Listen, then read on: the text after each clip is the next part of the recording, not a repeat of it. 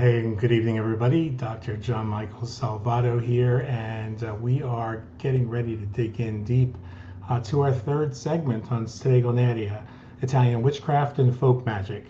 And tonight we're going to talk about the fifth element, which not only plays an important role in our work as Italian witches, but it also plays a significant role in the becoming of a witch themselves.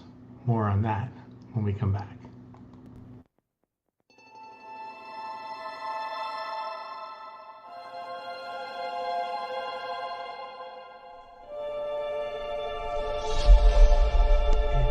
Alchemy.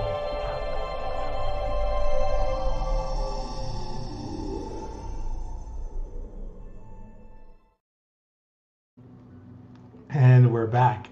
Let me go ahead and make sure I pull up the comments, and I will say good evening, Ed. I will say that during our presentation tonight, because I am going to be relying on some slides as well, I won't be able to see your comments until we're done with the slides. So if you have any questions, please make sure that you include them. We really appreciate you guys when you subscribe and like and click on the notification tab so that you can actually be notified when we're getting ready to do a new broadcast. So let's go ahead and jump in. Like I said, I'm really excited about this third installment because I think it's going to help to make some sense of a little bit more about our practice and our path. But most importantly, tonight it's going to be one of the most essential parts of understanding the foundation of the tradition itself. So let me see if I can successfully do the screen share to pull this up. I have to put my glasses on for that one.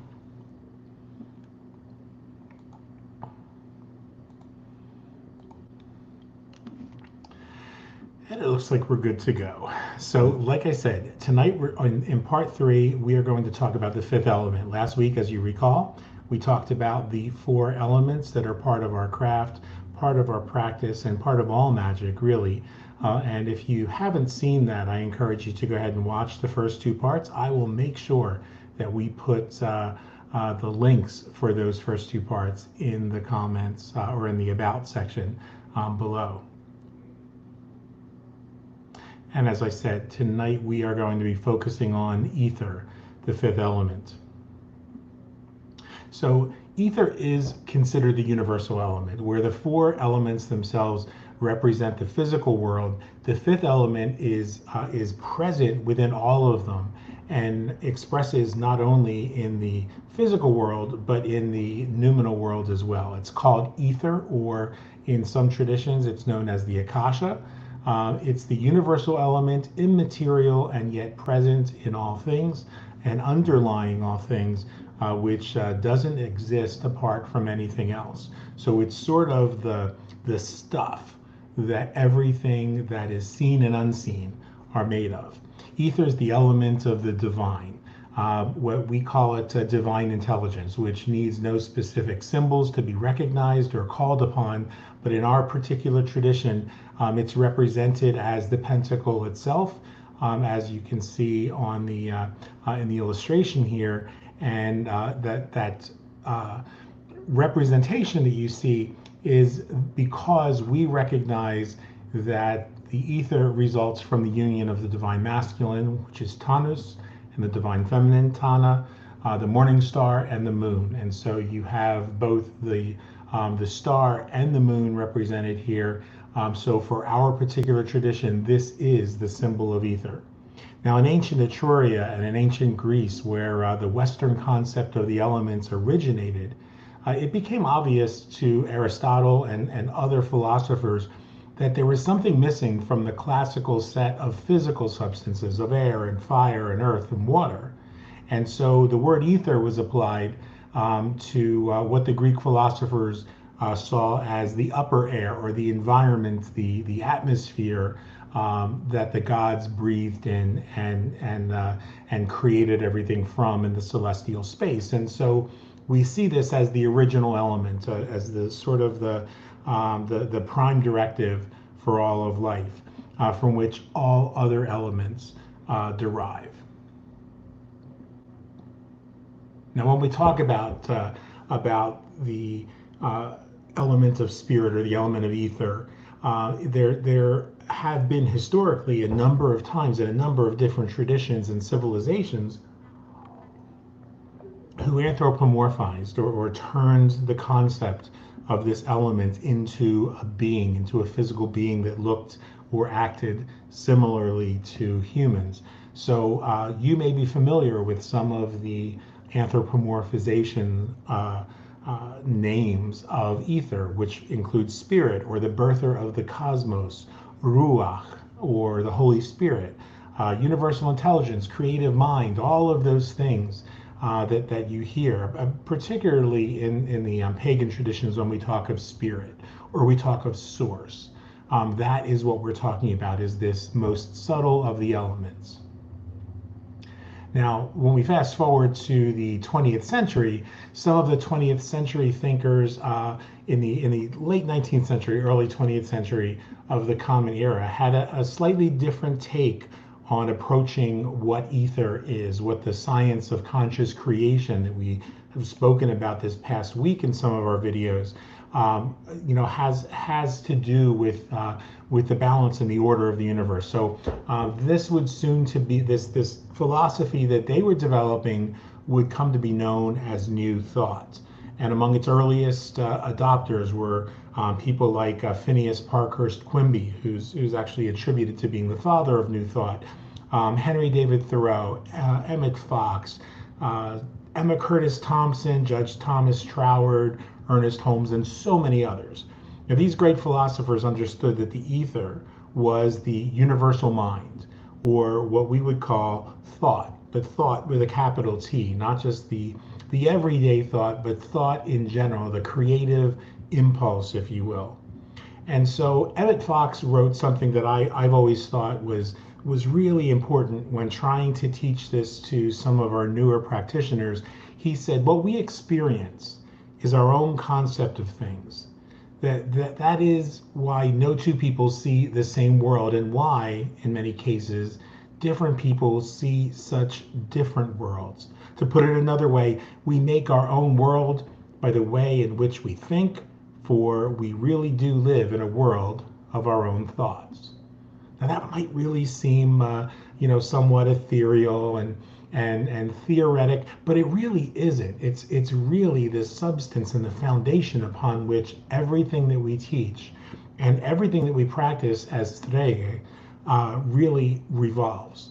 To understand that the way in which we think and the world that we experience is a world of our own thoughts being manifest constantly. We talked about in previous installments some of the foundational concepts of witches, some of the foundational ideas behind magic, and this, more than anything else, is one of those foundational ideas. Now, tonight what I want to talk about more than anything else is this idea of the fifth element as being more than just the thought itself. Now, when we talk about it being thought, we talk about it being creative intelligence itself. That means that we understand that ether is source through which all things are created. It is the foundational principle behind all matter. Einstein would call it zero-point energy. And we've been doing a series on Facebook and YouTube on a daily basis where we talk about mental mind shifts. And we started this week to begin teaching the 7 Hermetic principles found in the Kabbalion. So when we think about this concept of mentalism, the first principle, we know that we're using something. There is something that is the magic in and behind and through all things, and that is the ether. But tonight, what I wanted to share with you guys, and I'm going to try to be mindful of the time in the next few minutes as I dig deeper into this, because this, to me, is the most important of the introductory concepts to share with people, and that is that ether is not just the most subtle of the elements. It's not just the fifth element, which subsists in all things and from which all of the other 4 elements come. But ether is also the element of the calling. Among practitioners of the most ancient and authentic expressions of folk magic in Etruria and Africa and Sicilia, there is this belief that the practitioner, the Strega, was called or initiated into our tradition by the ether itself. So we're called and initiated by magic itself. That's why in our tradition, I'm really clear about the fact that despite some of the misconceptions and the confusion that people begin to experience when they start to conflate Stregoneria with Stregoneria, Stregoneria being a religion and Stregoneria being the practice of witchcraft and folk magic, that it's important to understand, because in Stregoneria there is, or the old religion that predates the 20th century religion of Stregoneria, there is initiation into the religious cult. That is the Dionic cult, the cult of Tana and Tanus. And so that kind of initiation is not what we're talking about here. What I'm talking about is an initiation that really begins with a shamanic journey. And I recognize right away that for some of you there's going to be some sense of pushback, because we live in a society in which the use of the word shaman has become a disputed term. Some people out there will say that only those coming from a particular region in Siberia have the right to use the term shaman. But I'm going to explain to you that although there can be links that many have suggested between our tradition and some of these other cultures, including the one in the Manchu Tungus region of Siberia, I have to tell you just, and this might be unpopular, I might hear flack for this, but that's quite all right. I'm a big boy and I can handle it. But this attempt to jump into a political correct stance, and say that we can't use shaman because we're culturally appropriating. In this case, while I'm a real defender of different cultures and protecting against appropriation, this is not appropriation, because the practices of the Manchu Tungus people themselves were only referred to as shamanism by outsiders, by people who were not part of the practice and people who were not part of those tribes.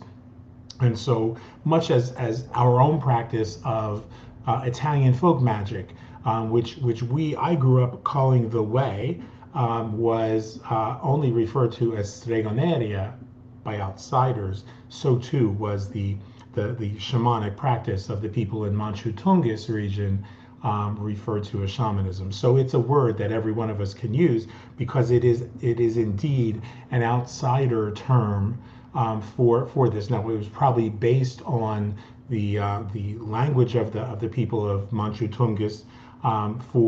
They had a word that was similar to shaman, which means the one who sees. And so very similarly, in our tradition, we are the ones who see. And so out of spirit, out of source, out of the ether comes the witch. So our people have been known by many names in our tradition. They've been called Strega, or witch doctors. They've been called shamans, root workers, magi, the nonna or noni. There are so many different terms that you can use. And so as we begin to really get to prepare ourselves to dig deeper, I want everyone to kind of understand that it's not about the name. It's not about the word. I've chosen to take back the word Stregoneria from the pejorative and own it, much as I call myself queer rather than gay, much as I've taken back in years previous the term faggot to describe myself, because it takes away the power from those who would use it pejoratively. But I'm very mindful of the fact that our people just called this the way. They just call this the prayers, or the little way of blessing, or different. There have been different terms at different eras and in different families for the series of traditions or the body of traditions that make up Italian folk magic. And so I want us to understand that. So there may be some people today, and there are in fact, because I have friends whose practice of Italian folk magic is married to the religion of Stregoneria. So they don't have to say, well, what I'm doing is Stregoneria, but my religion is Stregoneria. They can call it all Stregoneria. They can call it all Stregoneria. It really doesn't matter, because what really matters is this recognition that who we are is called from the ether. And so I truly believe that the practitioner of folk magic is called from the ether, that they begin working on themselves first so that they can then be of service to the world. The ether is creative intelligence. It's the power of the witch, the stuff from which all things manifest in both the noumenal and phenomenal world, as I said when we began. It's both the source of our power and it is the power itself. It's who we are and what we are, flowing to us and through us and expressing itself as us. And so for some, there's a need to turn this source, turn this creative intelligence into a being that allows us to really connect with it. And if that's you, then there's nothing wrong with that. For me personally, this concept of anthropomorphizing energy itself and these archetypal ideas isn't necessarily a connection that I relate to or that I need. But it was when I was a young man. And in fact, a not so young man, when I was in my 20s and even going into my 30s. There were periods of time when it was just more comforting and easy for me to anthropomorphize the concept of the ether, or to anthropomorphize the archetypes of the dark father and the dark mother, to work with them on a more personal basis. But as we call forth this energy, no matter what you call it, no matter how you envision it, which can neither be created nor destroyed, because it's energy, and energy can't be created, energy can't be destroyed. It returns to us. And as that energy returns to us, it returns to us abundantly multiplied, so that we can do the good and perfect work that we do as Strega.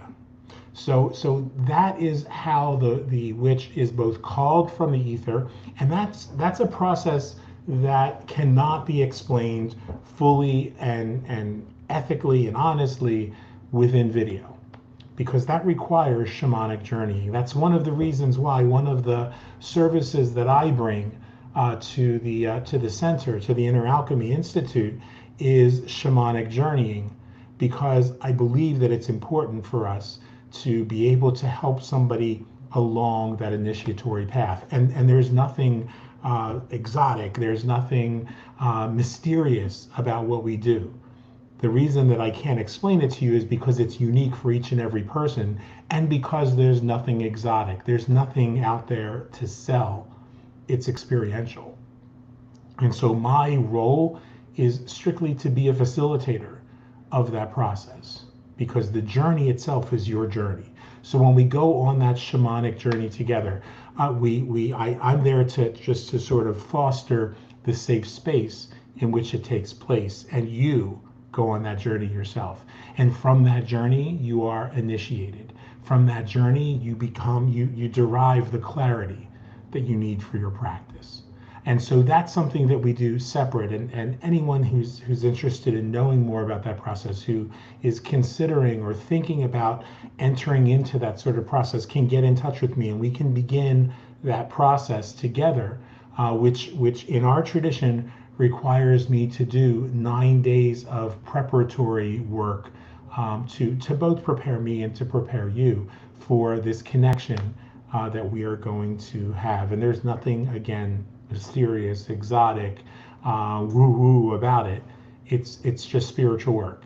It is the work that we do as Strega every single day.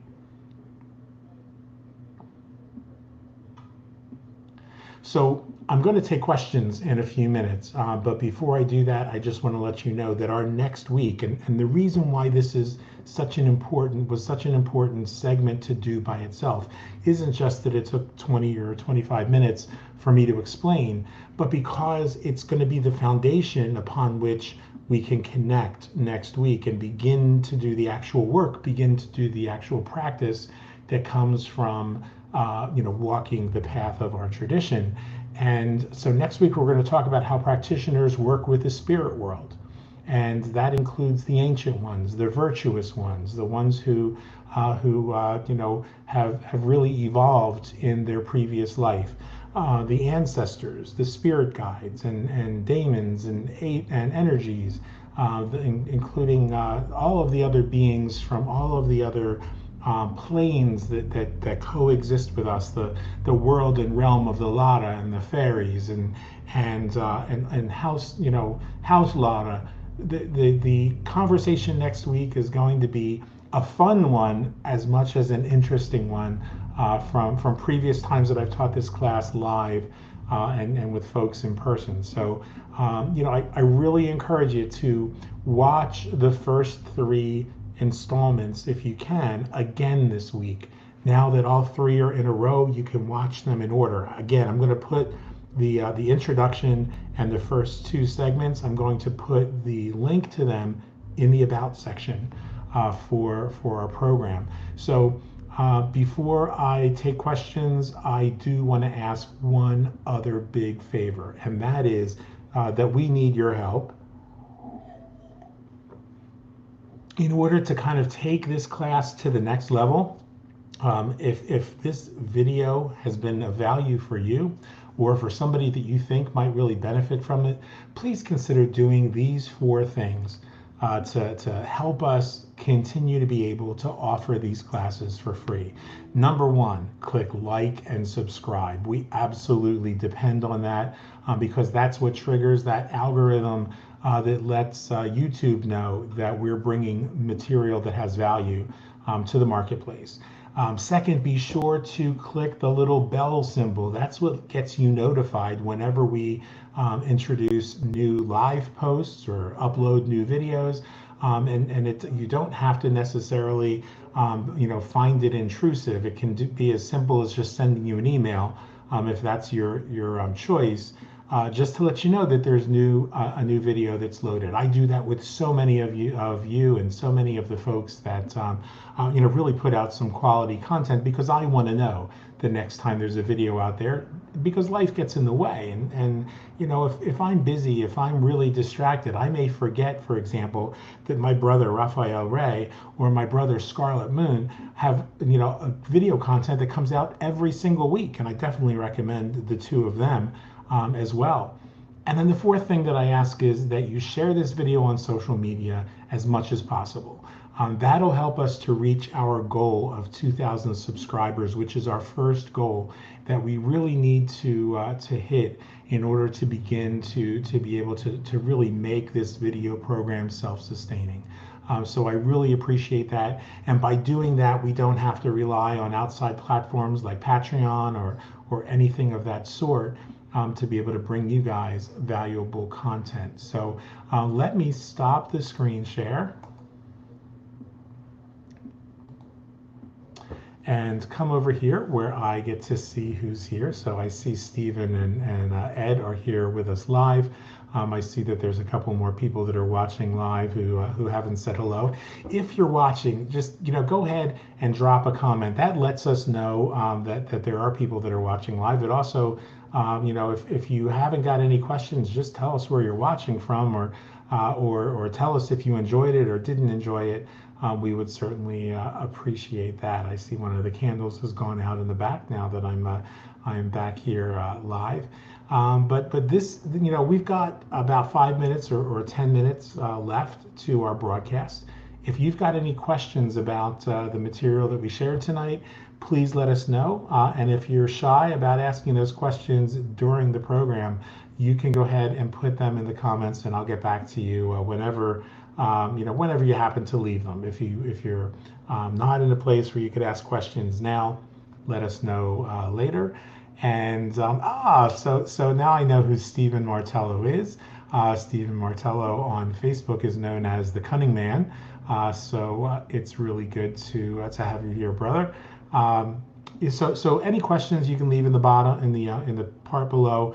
I will be sure to make sure that that content in the about section includes links to the previous sections, and if you've been watching this for all three sections, let me know if this has been helpful and useful to you. We're trying to take this we're trying to do something no one else has ever done before, and it's one of the reasons why these videos are becoming so popular, is because understand a lot of this foundational material were things that I was told as I was growing up between the ages of 6 and 13, that to kind of form that foundation upon which I would learn then to begin speaking with the spirit world, upon which I would learn how to practice our tradition in a fuller and richer way. And certainly before at the age of 13, when I would go on that shamanic journey and be fully initiated into the tradition, which took place on the night of the winter solstice. So I hope that this has been helpful for you guys, and as enjoyable as it really genuinely has been for me. I look forward to, I really look forward to Sunday nights. I look forward to your questions through the week. And I am really grateful, like I said, if you guys could do the steps that I asked on the previous screen. I'll see if I can get those back up easily. If not, I know them by heart. Make sure that you like and subscribe. Make sure that you click on the little star symbol or the little bell symbol to get notified whenever we go live or post new videos. Comment and put your questions below. At least say hello so that we know that you're watching. Those comments really help the algorithm as well. And most importantly, if you could share this on social media, help introduce other folks to our class, we would certainly appreciate it. All of that helps keep this stuff free and publicly accessible, so that we can avoid some of those other platforms out there. So until next week, as we do at the end of every one of our shows, I want to encourage you to stay in the moment, to be grateful for what you've got, to connect with me on, let's see, I think I have to go this way, so we'll do this hand. So inneralchemy.online, that's our website. Gay Chaos Witch on Twitter, or here on the YouTube channel. Let me know if there's anything I can do to be of service of you guys. You can find out more about everything that I do on the website at www.inneralchemy.online. And we've also got Facebook groups and things like that I'll be happy to connect you guys with, all of which you can find from the website. And again, I appreciate your support. But when you come back to the moment, fill that moment with gratitude. That gratitude opens the door for the abundance that's waiting for you, for the healing that's waiting for you, the acceleration of your awareness that's waiting for you. These things, I know that somebody said earlier this week that witchcraft is not our birthright, but I'm here to tell you that it is everyone's birthright to be able to practice magic. It's everyone's birthright to be able to bend their experience of the world to their desires and to their will. And we're just here to teach you how. But always remember, the best is yet to come. We'll talk to you guys soon.